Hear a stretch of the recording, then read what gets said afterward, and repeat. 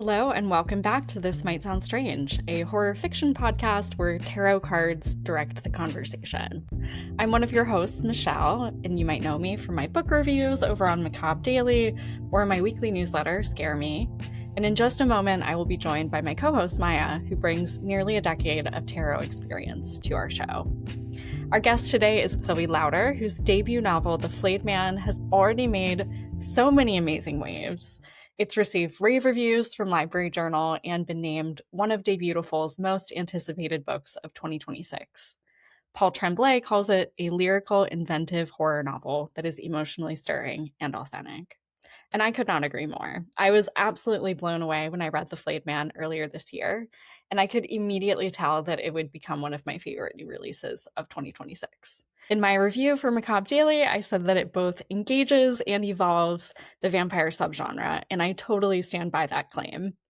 I think that Chloe delivers propulsive action and beautiful prose while never losing sight of the novel's tender, emotional heart. I think it's an absolutely stunning novel, and if you haven't read it yet, hopefully this episode might convince you to go pick it up. I also want to acknowledge that this was actually the second episode we ever recorded, and Chloe was just so kind to give us a chance when we were starting out. You guys have kind of blown us away with how many of you are listening to the show. I don't think we expected to get so much traction right off the bat. And it really is thanks to authors like Chloe, who took, 2 hours out of her Sunday to record with us when we were still an unknown entity. So thank you, Chloe, for your trust and your time and for writing this amazing novel. If you enjoyed today's episode, please consider writing a review or a comment wherever you're listening to help others find the show. Since we're brand new, it really helps us out. And if you do, just send us an email. You can share your best mailing address, and we will put something fun in the mail for you. All the details for that, including how to contact us, are in today's show notes. Okay, without further ado, let's see what the cards have in store for today's conversation with Chloe Lauter. Chloe, it's so nice to meet you after talking online back and forth for probably almost a year at this point, but it's so great to actually get to meet you finally. Yeah, this is such a treat. I feel like my whole mindset of social media is I'm just trying to force people to become my actual friends. So it's been really gratifying to be able to actually make that happen and to be here. So I'm really excited. Well, thank you so much for, just making the time to talk to us. And I think we're exactly a month out from your book birthday. So how are you feeling Yes. about it? It's wild. It's such a hurry up and wait kind of process where I think 6 months ago I was feeling like, oh, it's so soon. I need to do everything. And now it feels like, oh, 4 weeks is so far away. So we'll see. I was telling a friend, I feel like I wake up in one mood and I go to sleep in another mood every single day because it just feels like being a teenager where everything is the biggest deal in the world. And it's only the biggest deal in the world to you because everyone else has, a regulated nervous system. But it's really exciting and I can't wait. And it's like the best thing in the world and the scariest thing in the world to see other people reading it and get to hear their thoughts. And when people say nice things about it, it like makes my day every single time. And I don't think I'm ever gonna like get over that. It's like one of those feelings you just want to bottle so you can return to it Yeah. in the future. Yeah, completely. I don't know the etiquette around this, but I could not resist DMing you while I was reading because I was just having such a good time reading the book. And Oh my God. we have it right here. I absolutely loved it. And so this is going to be a very potentially embarrassing conversation for you because I am just going to not be able to stop myself from complimenting you throughout. Genuinely, this is one of my favorite books I've read Oh in my the last God. couple years. Thank you. It Wow. feels it feels like you just did not put a foot out of place. Like every page just adds to the story, the characterization. From a craft perspective, it's very impressive. I'm actually going to be mad if it's not on the Stoker Superior debut list next year Oh at my this God. time. So, I mean, I would love that.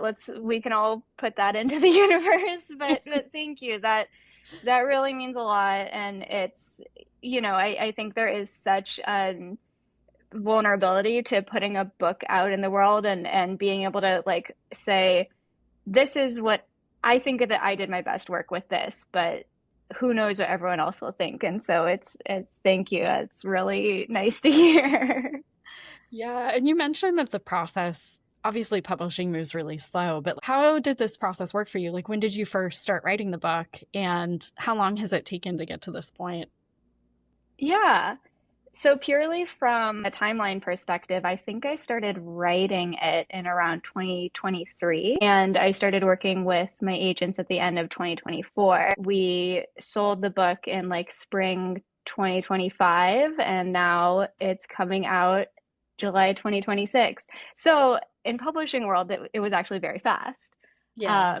But of course, saying that out loud, like 3 years is a long time to spend with a single piece of work. And I've been really lucky to be able to do that because I've changed and grown so much over the course of those 3 years. And being able to then give that back to the book at various different stages of its life cycle has been really special.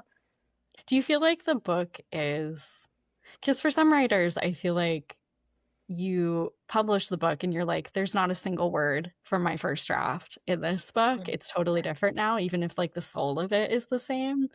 Do you feel like that was the case for you, or do you feel like there's still like the bones of that first spark of inspiration still very present in the book that we have now? It's so funny you asked that because just yesterday I was going through my notes app, and when I was drafting and when I was like deep revising, I would just go on walks around the neighborhood, and as things came to me, I would write them down in my notes app. And I have not looked at any of those notes in 2 years now. And I just like had them up yesterday, and I was shocked by how much of like there was a lot that I sort of cut out, but there was a lot that sort of was there still from sort of this first blast of I'm walking around the neighborhood and this is where I want the scene to go. Not to put you on the spot, Maya, but we've been talking a lot about drafting and writing long works and everything because Maya's working on a novel right now. And it's so Yeah. different for everybody, but I think it is Yeah. really encouraging to hear that there's something in the DNA of the story that really carries through all of that process and all of those people touching the book. Like that's really, to me at least, that feels really, really encouraging. Yeah, especially because Totally. like I don't know if it was like this for you, Chloe, but for me, it's like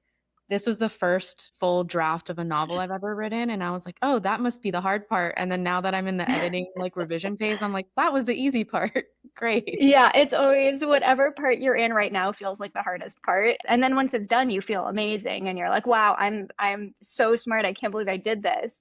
And the memory of how hard it is erases itself until you're in it again. Mhm. And then you're like, oh, right, this. Yeah. Well, very encouraging to hear because like Michelle, I was also such a huge fan of your book. So Well, very thank you. excited to talk more about it. Maybe we can just start there. Do you want to give us a little introduction to the book, the characters, a little bit of the story and the themes that you're exploring? Yeah, totally. I sort of have two ways of describing it depending on what the vibe is. So I'll hit you with both. Nice. I think the first one is that The Flayed Man is a sort of atmospheric horror about generational curses and obligation and what we owe the people that we love. And it's also, you know, lesbian vampire in the Mojave Desert. I live in LA, but I've done a lot of travel from here to Vegas and back. And a couple years ago, some friends took me out to the Desert National Wildlife Refuge, which is like this incredible, it's like 1.5 miles, I think, of wilderness outside of Vegas. It's like the biggest wildlife refuge, or one, maybe the second biggest, but it's like huge. And we're kind of like driving off road, you're kind of going into the mountains, and it's feels like you are so far away from anyone and anything else. And it really like tapped me into how scary the desert is and how beautiful it is. You know, it feels so desolate as you're driving.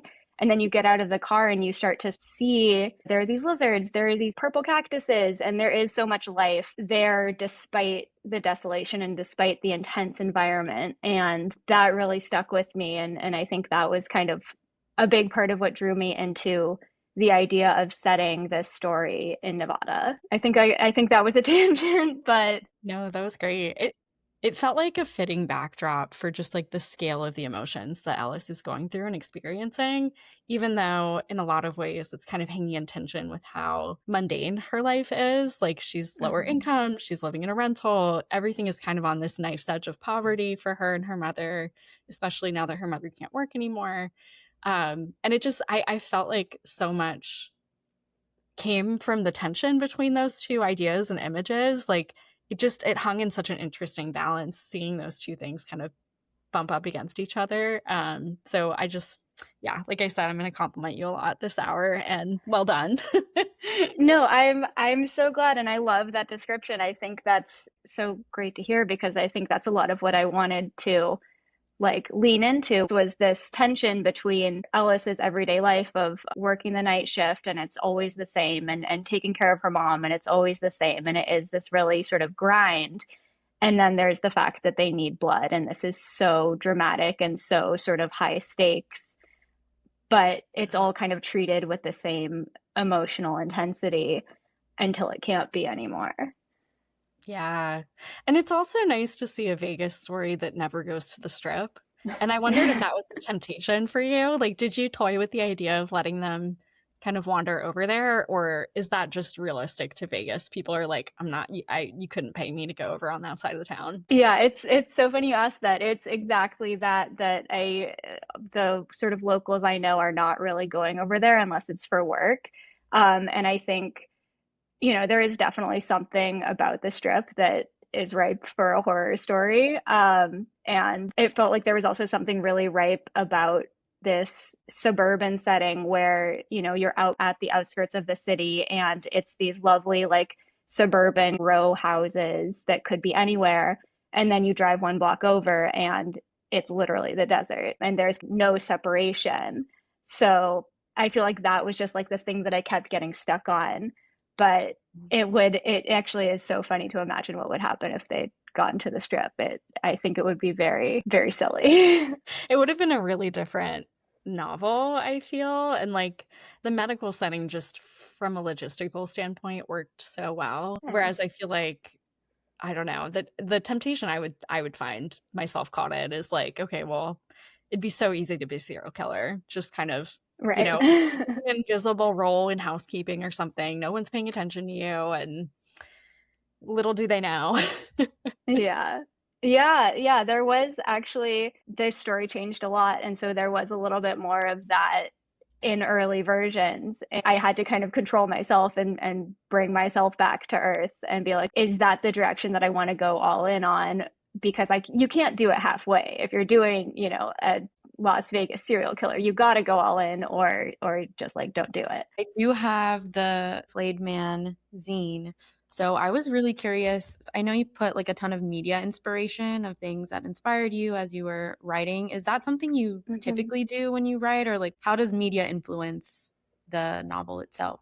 That's an interesting question. This was really special in that way, in that there was sort of a lot of media at my fingertips that I wanted to draw on for the tone. I wanted to think outside of the horror realm, and that's where you get movies like Love Lies Bleeding and Bound, which I just rewatched. And the way that movie ends, it like gives me chills every time, where Gina Gershon and Jennifer Tilly are in the car, and Gina Gershon looks at her and goes, "You know what the difference is between you and me?" And Jennifer Tilly goes, "No." And Gina Gershon goes, "Me neither." I just love that scene. That movie in particular, I was like, that's the tone that I want for this book, in that there is this like sweetness, tenderness to the romance, and there is this feeling of like two very, very different people sensing something about each other that is the same underneath, and testing that and finding that it really is there, but it doesn't veer away from the fact that it is this type of story. In the case of Bound, a noir and a thriller, and it's quite bloody, or in the case of The FLAYED MAN, it's a horror book and also quite bloody. So I think this was very specific in that I drew on a lot of media to try and bring a very specific tone into this like horror idea. I love that. And I can definitely see, like, as I was reading it, since I had the zine, I was like, oh, I can totally see Love Lies Bleeding against like this backdrop, and also just like the tension between Veer and Ellis, but we'll get to that for sure later. Oh, good.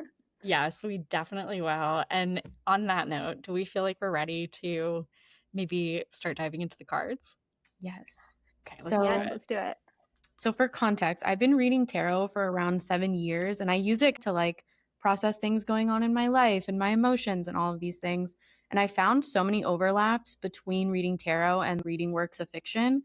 So that's kind of where the idea came from. Why not combine the two? And so before we hopped on today, I pulled 3 tarot cards with the intention of connecting to themes in the Flayed Man.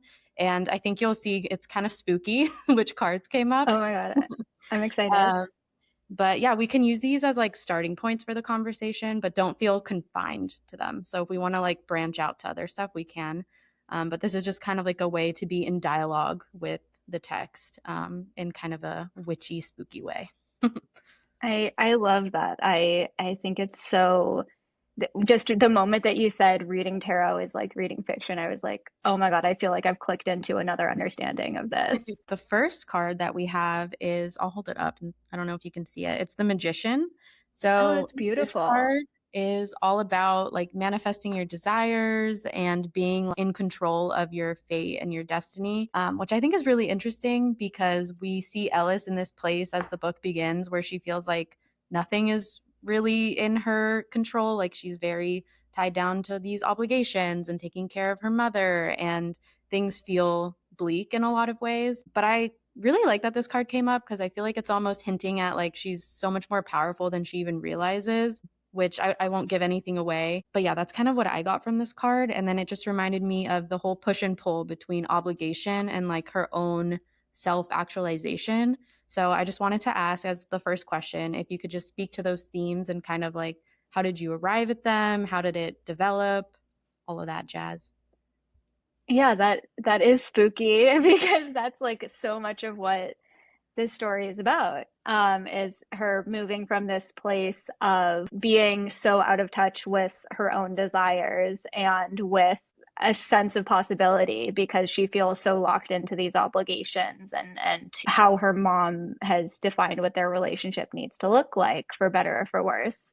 And I think so much of the story is her sort of not being able to square with the emotions that brings up. You know, it does bring up a lot of resentment and frustration. Her mom is ill, but they also have this really long-standing codependent but also quite unhealthy relationship.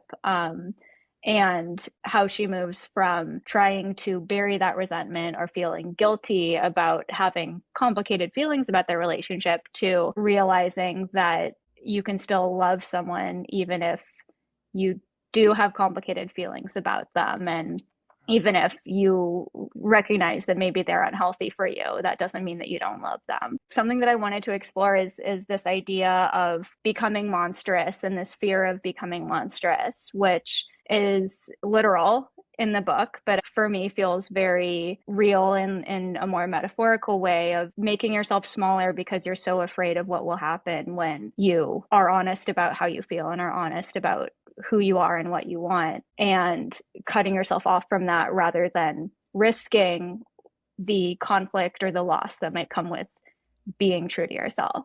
Kind of giving up that control too. Like once you introduce another person, even with between Alice and her mom, because her mom has dementia and is also being slowly overtaken by a curse that she can no longer control. It's kind of a moment where when you're in like a codependent or enmeshed relationship, in some ways you feel like you can control or manage it because it's predictable to you. And her mother's illness just introduces this whole new level of lack of control and unpredictability and danger and violence and like all of these things that I think really wake her up to the underlying dynamic in the relationship. And yeah, it was such an interesting and like conflictful moment to set the story at, and so specific. Like I think there's going to be a lot of people who read the book and find that hits really close to home in the way that you captured that dynamic and just everything that it really stirred up for her. I hope that it is recognizable in a way that is meaningful. And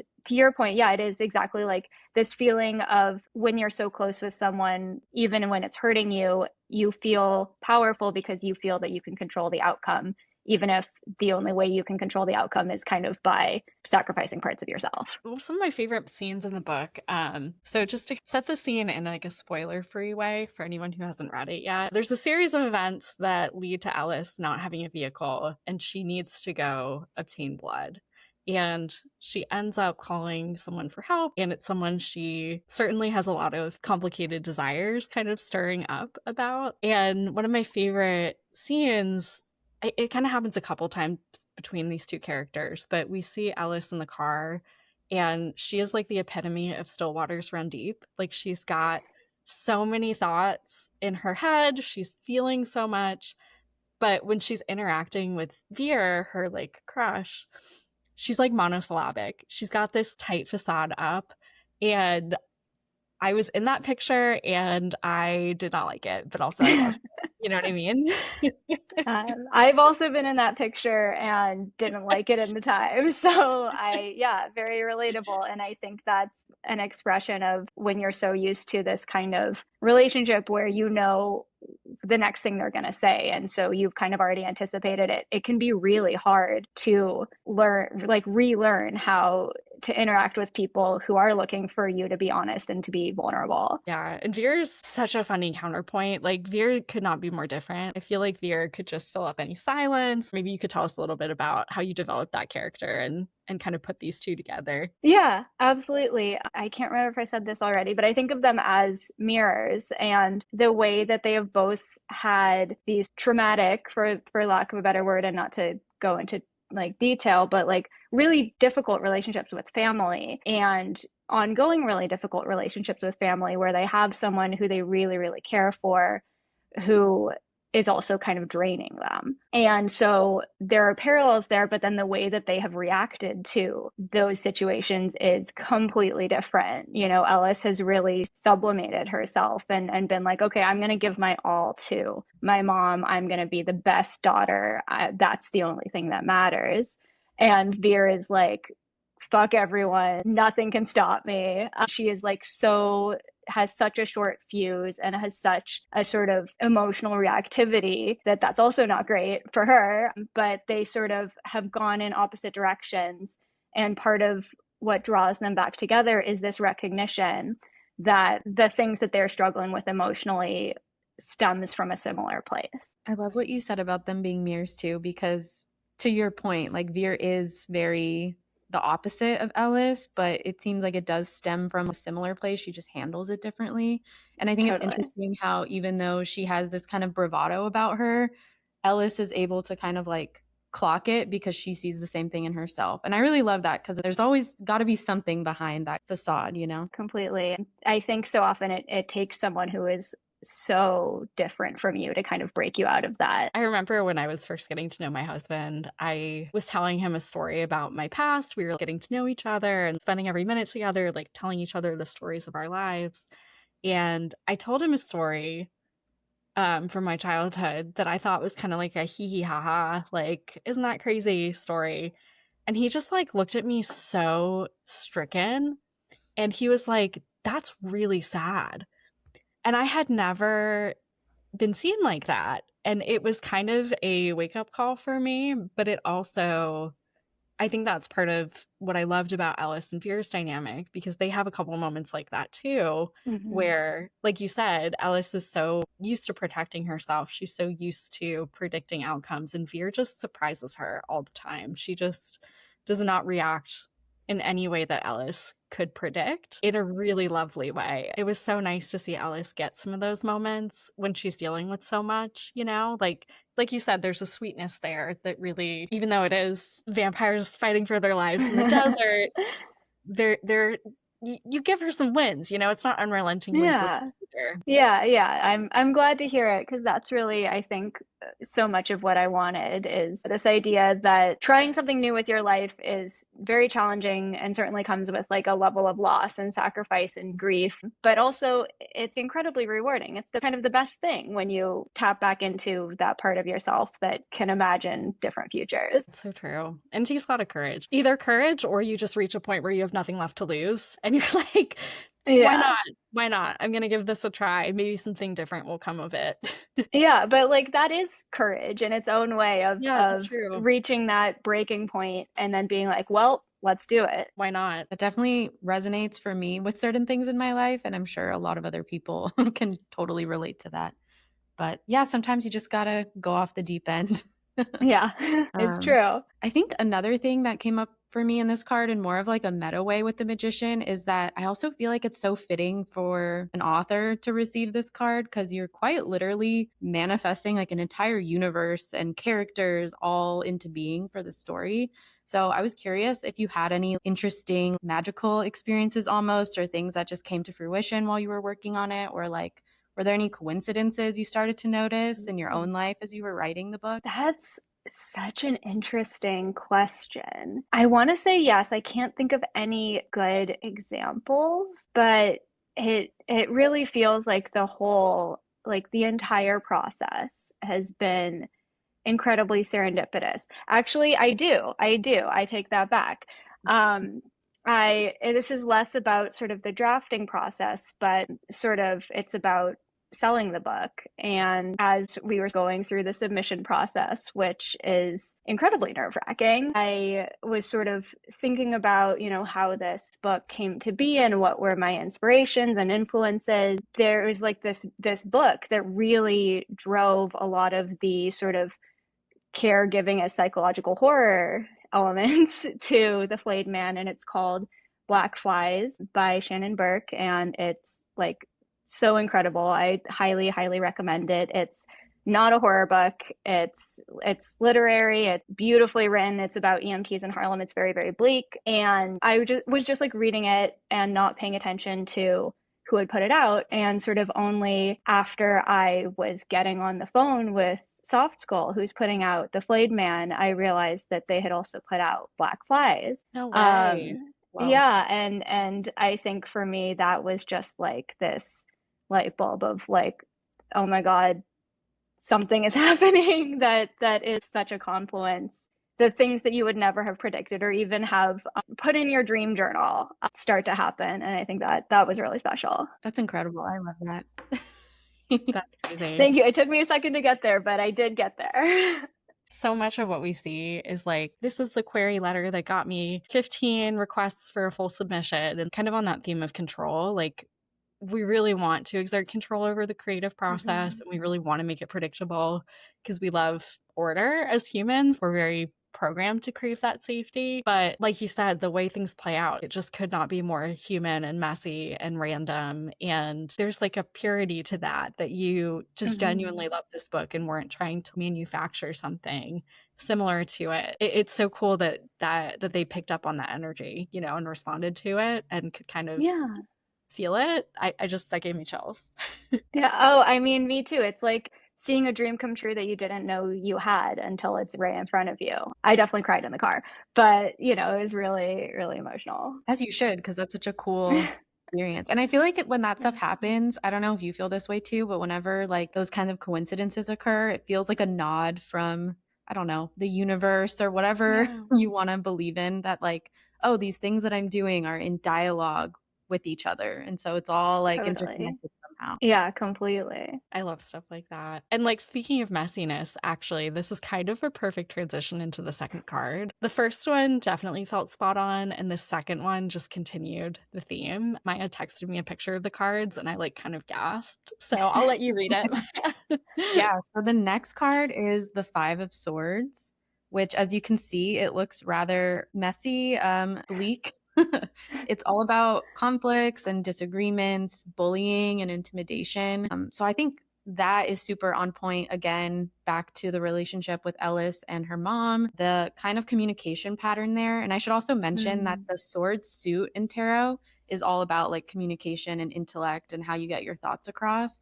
And so I feel like it's maybe alluding to that pattern of communication where there's like the breakdowns in communication, both from this kind of emotionally abusive standpoint, but also her memory is also deteriorating. And yeah, we just see a ton of conflict there. And then I also saw this as maybe like a literal representation of the Flayed Man himself, because he's this very intimidating, terrifying bully of a character throughout the novel. So on that note, I was curious how you went about balancing both like the emotional horror and the supernatural elements of horror. Yeah, oh, that's a great question. I think I wanted them to almost be one and the same. To your point, it does feel like a lot of the emotional horror comes from this breakdown of communication and this horrible pattern of the way that they communicate. The fact that it is a pattern and the fact that it keeps repeating. And of course, in the present, it keeps repeating in part because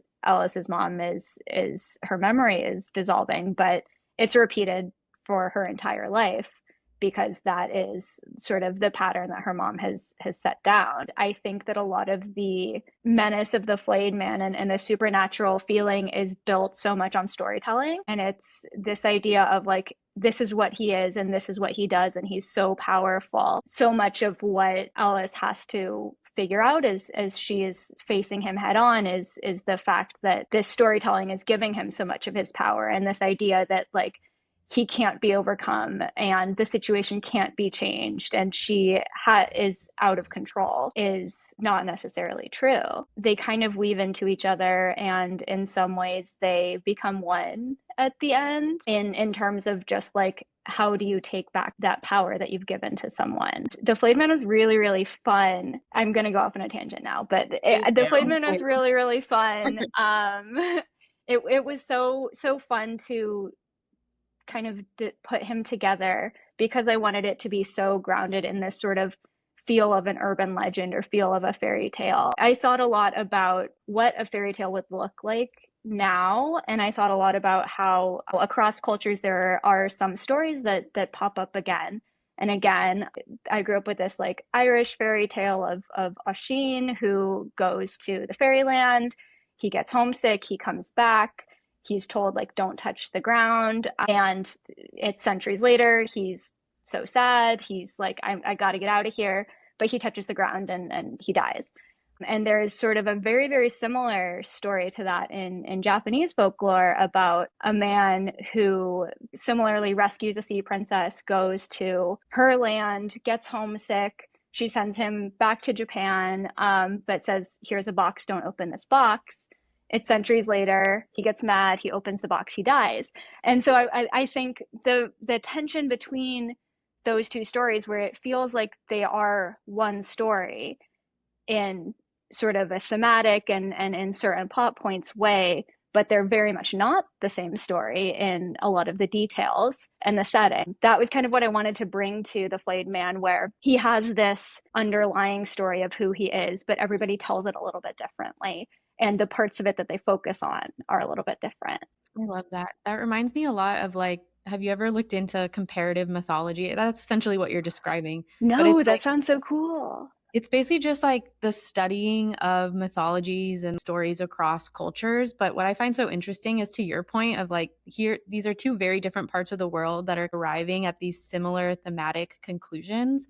And so it's like, it just reminds me of how it's all just intrinsic to like our human condition to like feel the things that we feel and deal with these emotional battles, you know. It's just like so universal. But totally. I really loved that about the Flayed Man too, because I feel like no matter who you are, what your background is, he is terrifying, and like you can probably think of metaphors for the Flayed Man in your own life too. So yeah, and so much of his story is about like the consequences of betraying your family, and of course that's also like something that Alice is dealing with emotionally. I think it's really smart from a craft perspective too, because in all of these retellings and these different people from different backgrounds who all are united by this curse, like you said, the elements of the story that they choose to prioritize and focus on, or how they interpret it, or how their family lines interpreted it, they're very scattered. There isn't really like one culture for these people. They're all like a collection of very isolated people on the fringes of society, it seems. And I think that it's just so smart from a craft perspective, because in what they choose to bring forward, it kind of reveals naturally a lot about their mindset and their psyche and their perspective and their background. And there are just so many like elegant little moments like that throughout the book where you say so much without using a lot of words. And I felt like that was one just like you made very precise decisions throughout as you were conveying that story and teasing it out and building out your characters. And it was just really satisfying to read really good writing. So your craft and your effort that you put into that, I could tell was very intentional, and it just felt so good to read something that had so much care in it, you know? Oh, thank you so much. I'm really glad that it came through. Because that's what I was hoping. That's like truly the best response I could possibly hope for. So thank you. Oh, good. I'm so glad. Yeah, and I thought it was really interesting the way that you give us something very tangible as a way of picturing Alice's interior landscape, and you give us almost like a caged dog or a caged beast. I felt like that was a really effective way to make an emotional state that's abstract really concrete. But something I didn't think about until we were just I was thinking about Maya's question, hearing your response, and it just occurred to me that Alice really, in some ways, replicates the emotional conditions she's used to experiencing externally in the way that she even treats herself and her curse, and even the way that she pictures it as being separate from her and not integrated into who she is. I really don't know if I have a question, but that just in some ways is a very obvious observation, but it just occurred to me right now, and I'm like, oh, there's so many layers to this book. Yeah, no, completely. And I think that was also something that I was really thinking a lot about is, yeah, that feeling of separateness and that feeling of it is something that she has to exert power over in order to control, rather than kind of meeting it as just another part of herself. And how that leads her to suffer because she is feeling like she has to push and pull and fight so hard against this innate piece of herself rather than just like listening to it. I also really liked, I feel like in some queer stories, it would have been easy to make that internal struggle about her queerness. And I loved getting to meet her at a place of that's not even a question. It's not even something that's a thought in her mind. She's so centered in her identity in that one area. And I felt like it was just really refreshing to read a story that doesn't make that wrestle with identity the central struggle, which isn't to discredit stories that do that, because it is a very important and valid story. But as someone in my 30s now who's kind of been through a lot of that wrestling and struggling in my 20s, it was really nice to read a character I could relate to and feel like, okay, some of these questions are settled and we can move on to other psychological battles that we're fighting alongside Alice. Yeah, I'm so glad. A lot of this honestly was like timeline and like age related, where because her mom has early onset dementia, that sort of it comes at a certain time of life typically. And so I kind of envisioned her as someone in her 30s, early 30s, and someone who had kind of had that stretch of coming of age in the way that we traditionally think about it, where she has lived on her own. She has sort of figured out her identity and become very comfortable with that. I might be misusing it, but like the Saturn return of where then you are an adult and you know who you are, and then you come back to your child self and suddenly you're like, oh wait, there's this whole other world of things that I still need to figure out. Yeah, you never arrive. You're always arriving and then going somewhere else. Yeah. Completely. Yeah, to your point too, Michelle, about how like her queerness wasn't necessarily the big thing she was grappling with. It was refreshing that it felt like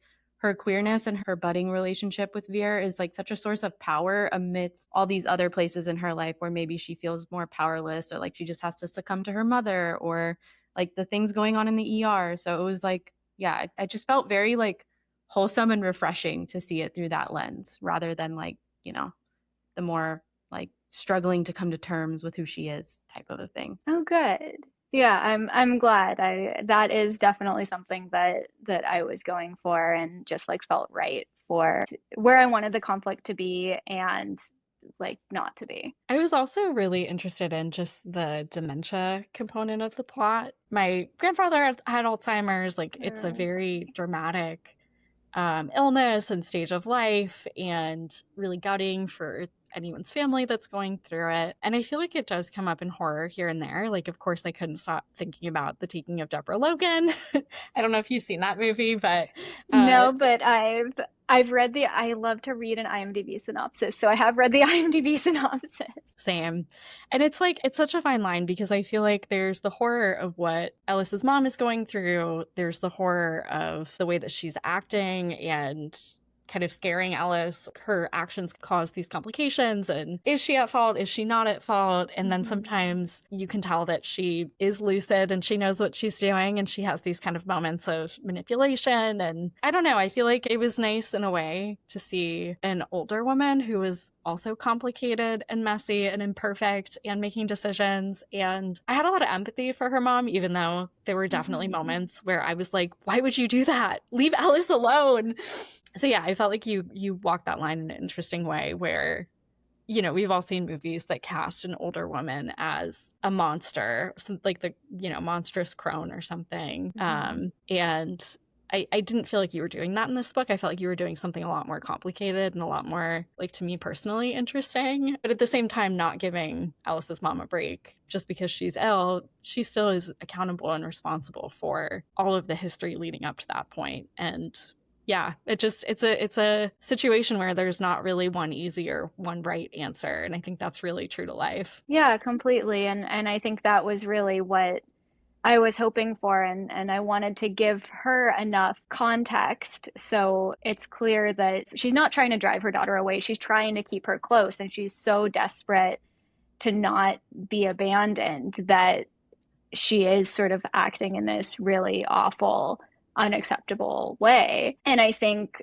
especially when someone is so enmeshed and that's just the dynamic, it can be very easy for an outsider to look at it and be like, well, then just like leave. Why don't you just extricate yourself?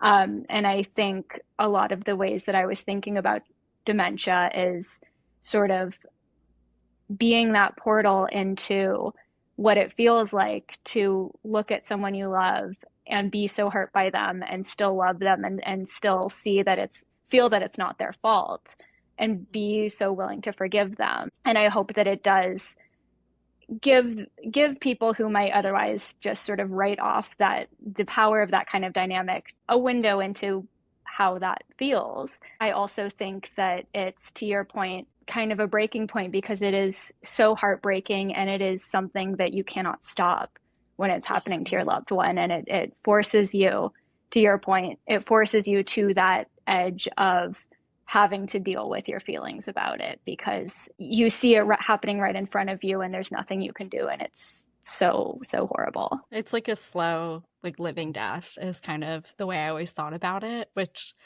is dark, but also that third card, I feel like we just led right into it. So Another perfect segue.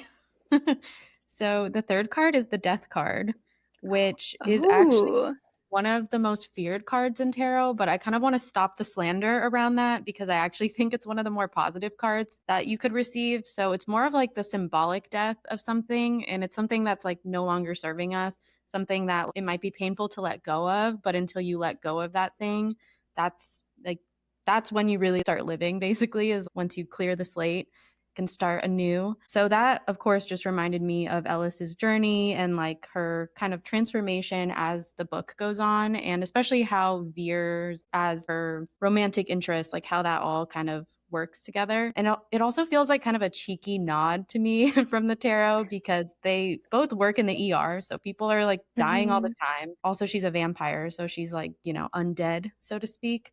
So I just thought that was kind of funny and like the tarot joking with us. I love that because it's so funny. It feels like the literal interpretation of death feels like a sort of this cheeky nod to a lot of pieces. And then when you went back through and kind of explained what it means, I was like, oh my God, that's exactly what the book is about. Like, that's it. Yeah, it's very trippy how all these cards came out. But on that note, I really loved the irony of a vampire working in the ER setting. And she's like around blood all the time. She also requires human blood. So there's like even tension between those two things. And then speaking of tension, of course, the tension between Ellis and Veer, it reminded me a lot of Carmilla. And so I wanted to get your take on like, why do Sapphic vampires just make so much sense? Like I was trying to figure this out and I was like, is it the desiring of something that maybe society tells us we shouldn't? What exactly is it, you think? That's such a good question because it really is, you know, it's something that keeps coming. And I think the way this sort of Sapphic vampire trope, for lack of a better word, was born with Carmilla, the vampire is meant to represent this sort of evil temptation or this like mysterious other that transgresses or tempts your lovely, beautiful, faultless heterosexual woman into moving outside of the bounds of what her life is supposed to look like as dictated by society and as dictated by like the patriarchy. And it's positioned as this dangerous thing. And I think that it feels like sort of the natural extension of the vampire is this dangerous thing that represents corruption and the drawing of someone outside of the bounds of decency. So I think it's really interesting that specifically lesbians and Sapphics do that in a way that I think has to do with the idea of what role a woman should play and what power a woman should have. And so it is this enduring idea of if a woman steps outside this zone of being protected by a man and instead chooses this dangerous, transgressive temptation with a woman who sort of represents all of this evil stuff because vampires, what does that mean for the breakdown of society? All of that to say, I think it's really compelling, and I think that it really speaks to a lot of the underlying gender dynamics and the underlying idea of what a woman's role should be, what a wife's role should be, what a daughter's role should be, and how can we twist that, and what does it look like if we step away from that, and who is that a danger to? And also, like, I think that there is something so delicious about a vampire that just like really speaks to something. I'm not sure. It's like a very like erotic trope in a lot of ways. Yeah. It's so intimate, but it's also not like, not to be gross, but it's not like penetrative. You know what I mean? Like it's a different kind of connection. And I'm just like thinking right now about other vampire stories and like just the scene in Twilight on their honeymoon where he's described as like a marble statue like clattering against her, and it just sounds so repulsive to me. Yeah. People clown on that all the time, but like, oh my God. It's a very intimate way to kill or transform someone, and those are kind of the two Yeah. options with vampirism too. And I don't know, there is something that feels like it's well suited for feminine characters to explore. And if you do have a woman who's a vampire, it doesn't matter how physically strong or physically imposing she is, she has this deadly power within her. It kind of transcends physicality too. Yeah, no, you're right. And it's so embodied, and both sort of the biting of the neck and the consuming of blood is extremely embodied, but even like the way that vampires show up, where a lot of their power is in their physical attractiveness, or like if you look at them and they hypnotize you, like it is all very embodied in a way that I think like that embodiment is so imposed on women. And it's a really compelling way of taking that and turning it into a real like power over other people. Yeah, Yes. I love that. That also just made me have an epiphany around like the yearning of it all. And I feel like since vampires require human blood, it's like romantically that there's just so much to work with there too, because it's like, oh, I need this person. It's not like there's no other option, you know? Totally. Like you can't exist in isolation. Exactly. You kind of can't have it either way. You can't avoid harming other people. You can't, well, I guess Ellis does her best to kind of pick out like a ethical diet if you can go with that. And yeah, it felt significant too. Like anytime the flayed man was in a scene, I was like, get him out of here. Like, this is the girls. Like, why are you in their apartment? It's just such a unique entity. And I had never encountered something like him in fiction before. You referenced urban legend and looking into folklore from different cultures. And we do meet him. He is a character in the story. He does eventually appear. He's more than just an idea.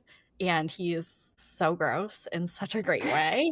Oh, good. How did you kind of develop that? And like, did you kind of go through different iterations of the creature design and character design? I kind of have to remind myself like, oh, this is something that was created for this book. It reminds me of in Coin Locker Babies, there's a drug that causes people to become really violent. And I always, for a second, think that I heard about it through a news story or an investigative podcast. Wow. And then I have to remind myself, no, it's fiction. Like, this is something he made up for the book. And like, that's how I feel about the Flayed Man as well. But Yeah, Oh how my did you kind of gosh. arrive Wow. at that character design? I wanted him to be super gross. I wanted him to be like disgusting because he is this sort of specter of, obviously he's like this scary guy who's after them, but he's also this specter of like what Alice could become, or what she thinks she would become if she kind of lets go and doesn't keep this tight leash on her curse.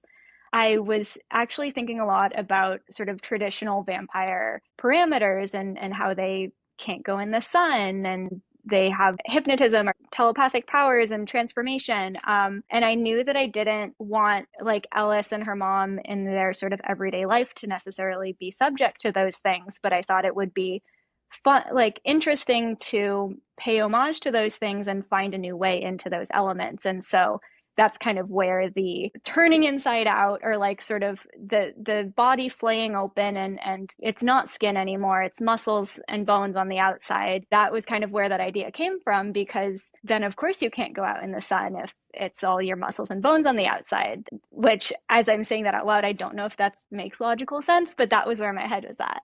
You need a lot of moisturizer. You'd really dry Yeah, out. yeah.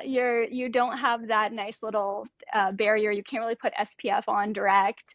And so I think that was part of where the design came from. And then getting into the details, I wanted him to feel outside of the modern world. And I wanted him to feel really old, but in a really scary way. And to your point, I don't think that like the aging body is scary or should be positioned as scary, and but I think also the interiors of the body are quite scary, and it's incredibly otherworldly. I watched a lot of YouTube videos of surgeries just for inspiration, and it's incredibly eerie and otherworldly to sort of see the insides of people. Also, the fact that there are like videos of people's surgeries on YouTube is probably questionable. But the eerie look, combined with the fact that you know that this is the same thing that's inside you and this could be you, was really compelling to me. And then I wanted to make him sort of old in this way of like decay that feels very connected to the natural world, where everything in the natural world is on this cycle of decay. And so maybe he is too.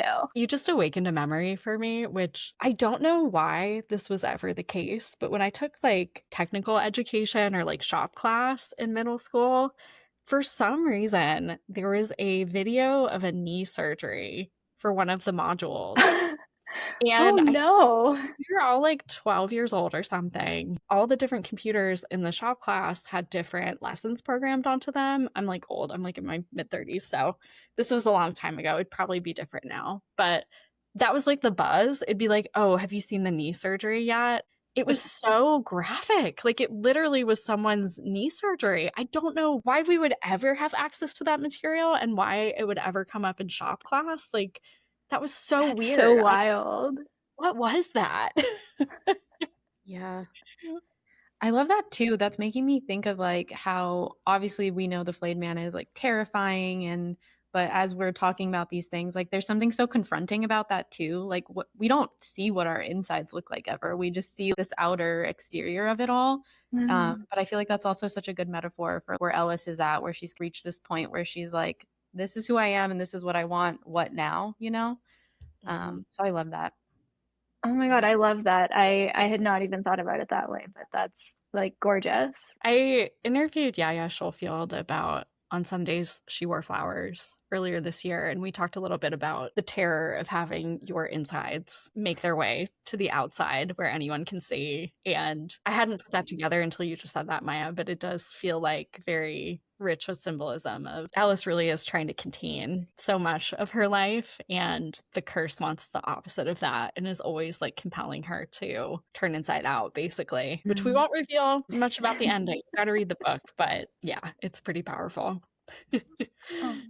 I'm glad. The ending, I think, was the thing that I spent the most time going over and over again. That was like totally the hardest part to nail. So I'm glad that it's hitting and it's come together. I don't want to give anything away, but sometimes I feel like it almost feels like playing a video game where there's one object that's rendered in a lot more clarity than everything around it. And you're like, okay, that's like a consumable. I'm going to go pick that up.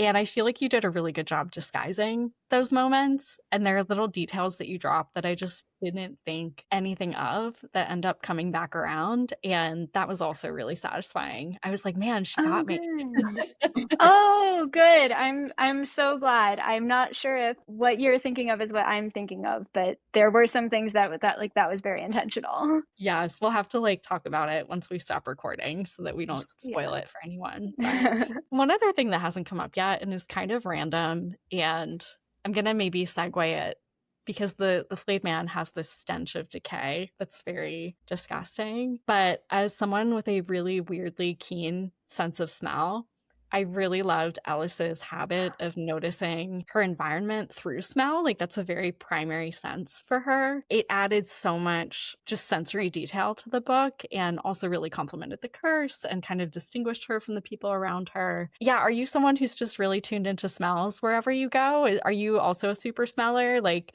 how did you kind of envision a world where everything is so strong in that way? Yeah, it's so funny you asked that because I'm really not. I'm convinced that I have like an unusually bad sense of smell. So that was not drawn on life at all. I think where sort of the idea came from was a bit of a play again on traditional vampires and their garlic aversion.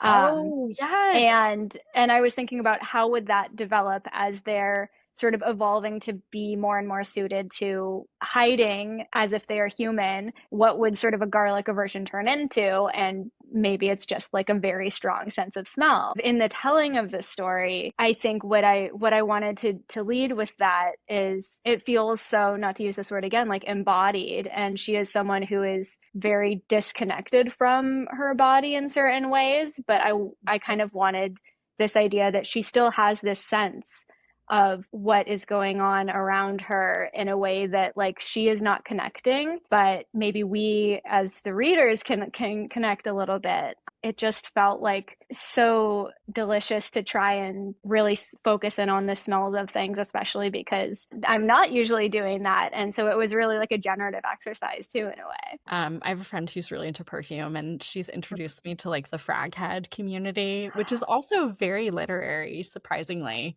or Yeah. maybe not Oh, surprisingly. I wow. just wasn't familiar with it. But yeah, I've never seen people describe things so richly as people in the fragrance community. So I was curious if that's a rabbit hole you ended up kind of going down. I really want to get into perfume. That is actually like every time I see a perfume store, every time I see somebody recommending perfumes, I'm like, oh my God, I want to get into this so bad. Like it seems so exciting and cool and surprising. And I was at a friend's Halloween party who is like a very big perfume person, and he set up this like station of all of his weirdest and scariest perfumes. And it is unbelievable the things that it does to you. Like you Yes. have such a physical reaction and almost such an emotional reaction sometimes to certain scents. And so yes, that is my goal. I'm desperate to get into perfume. Oh, yeah, I was gonna ask if you've ever been to Scent Bar. No, I want to go. Yeah, there's a few different locations, but it's really cool because you can just walk in. Like, I'm probably the most annoying customer, but there's this one worker who, if I ever see him there, I'm like, I want to smell like a witch in a forest. There's moss around me. Like, I just say, like, I give him a prompt and he'll just be like, say less. And he'll bring out all these samples. But Oh my they're so God. knowledgeable there. And I feel like I've barely scratched the surface with scent, but that place has like changed the game for me. Okay, I need to do that because I would really like to get like a fun signature scent to wear at book events. Yeah. Um, but I feel like that's like so much to ask of someone, but maybe it sounds like maybe they're up to it. Yeah. No, you should definitely check it out. It'll be a fun experience nonetheless. So, Okay. Amazing. Maya has definitely gotten me more into perfumes. We both read Anna Dorn's Perfume and Pain and then yes. went and bought the Storis Guggen perfume that's mentioned in it. And Fun. I now wear a couple different fragrances from that perfumer, and they all have such interesting stories. I think I actually talked about this the last episode we recorded too. So people are probably going to get sick of hearing about it, but she'll like draw inspiration from like witches who make hallucinogenic salve that they use in Oh my like all God. these ritualistic ways. And I'm just like, yeah, like Maya said, like say less. That's my winter scent. That's so cool. That is like who I want to become. So You both live in LA, and I'm so jealous because there actually is like a non-zero possibility that you'll run into each other in the wild at some point. And who knows, maybe your meet cute will be at Scent Bar at some point. I would love that. Yeah, and it's funny, I think we've been at a few of the same events and like barely missed each other Hmm. type of a thing. So I think it's I inevitable at know. some point. Yeah. It's gonna happen. It's gonna happen when you least expect it. Well, we always like to wrap up in the same way, and our kind of standard outro is just to talk a little bit more about companion pieces of media that we think would pair really well with the Flayed Man. So we talked about your inspiration a little bit. We could expand on that. The goal is just to leave with people with, if you absolutely love this story and these characters, and you just are longing to spend more time in a world that kind of feels similar, is there any media that you could recommend to people? And Ooh. totally fine if you've already mentioned it. We can kind of just go in a little more depth. Okay, great. Because I immediately go to Bound. I think everyone should watch it. It's like celebrating its 30th anniversary this year. There was a Q&A at the Tribeca Film Festival, which like gave me the most unbelievable FOMO I've ever had for a film event. But it is a 1996 film. It is the directorial debut of the Wachowskis, who did The Matrix and obviously are just like iconic women.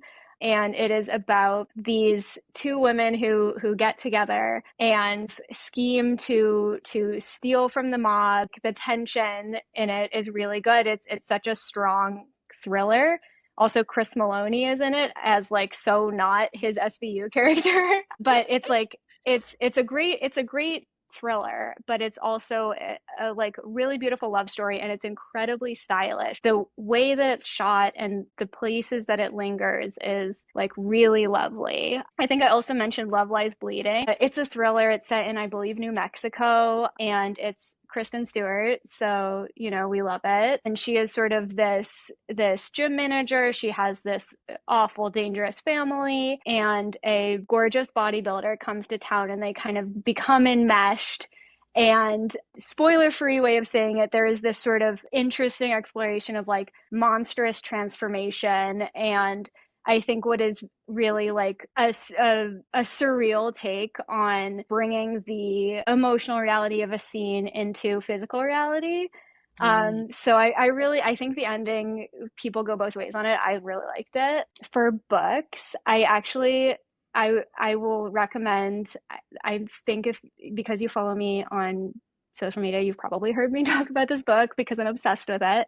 But it's called Sharp Teeth by Toby Barlow, and it is a werewolf novel in verse. It is very gnarly in parts. It's also very beautiful. There is this mystery, there is this love story, and it really feels like sort of the same way that I wanted to focus on the parts of Vegas that are outside of the Strip. This book focuses on the parts of LA that are outside of Hollywood, and it's just like like so good. It's like a book that made me cringe from like, ooh, this is nasty, and made me cry. So highly recommend. That's like the perfect spectrum for us. Like Yeah.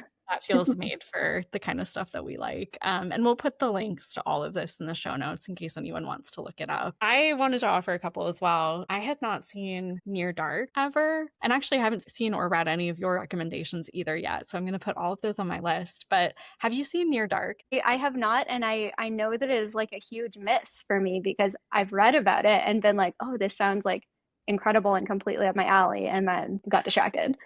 It's out of print and it's really hard to track down. Well, actually, it's not very hard to track down. Like it's plentiful on eBay, but it's not like currently in print, I don't think, unless you buy it from like a bootleg South Korean manufacturer, which that is the cheapest way to do it. But it's not streaming anywhere. Like it's surprisingly difficult to track down. And I finally bought a copy on eBay because I was like, I have to see this movie. Like people say this is so good.